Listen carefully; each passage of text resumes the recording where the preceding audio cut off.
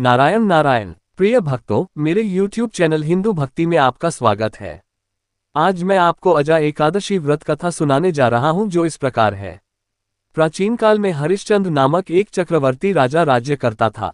उसने किसी कर्म के वशीभूत होकर अपना सारा राज्य व धन त्याग दिया, साथ ही अपनी स्त्री, पुत्र तथा स्वयं को बेच दिया। वह राजा चांडाल का दास बनकर सत्य को धारण करता हुआ मृतकों का वस्त्र ग्रहण करता रहा, मगर किसी प्रकार से सत्य से विचलित नहीं हुआ। कई बार राजा चिंता के समुद्र में डूबकर अपने मन में विचार करने लगता कि मैं कहाँ जाऊं, क्या करूं, जिससे मेरा उद्धार हो। इस प्रकार राजा को कई वर्ष बीत गए। एक दिन राजा इसी चिंता में बैठा हुआ था कि गौतम ऋषि आ गए। राजा ने उन्हें देखकर प्रणाम किया और अपनी सारी दुख भरी कहानी कह सुनाई।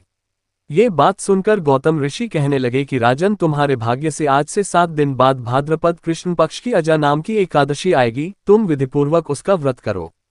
गौतम ऋषि ने कहा कि इस व्रत के पुण्य प्रभाव से तुम्हारे समस्त पाप नष्ट हो जाएंगे। इस प्रकार राजा से कहकर गौतम ऋषि उसी समय अंतर्ध्यान हो गए। राजा ने उनके कथनानुसार एकादशी आने पर विधिपूर्वक व्रत व जागरण किया। उस व्रत के प्रभाव से राजा के समस्त पाप नष्ट हो गए। स्वर्ग से बाजे बजने लगे और पुष्पों की वर्षा होने लगी। उसने अपने मृतक पुत्र को जीवित और अपनी स्त्री को वस्त्र तथा आभूषणों से युक्त देखा। व्रत के प्रभाव से राजा को पुनः राज्य मिल गया। अंत में वह अपने परिवार सहित स्वर्ग को गया। हे राजन, ये सब अजा एकादशी के प्रभाव से ही हुआ। अतः जो मनुष्य यत्न के साथ विधिपूर्वक इस व्रत को करते हुए रात्रि जागरण करते हैं, उनके समस्त पाप नष्ट होकर अंत में वे स्वर्गलोक को प्राप्त होते हैं। इस एकादशी की कथा के श्रवण मात्र से अश्वमेध यज्ञ का फल प्राप्त होता है। हमें उम्मीद है अजा एकादशी व्रत कथा आपको पसंद आई होगी। अगर आपको ये कथा पसंद आई है तो चैनल को सब्सक्राइब, लाइक और शेयर जरूर करें।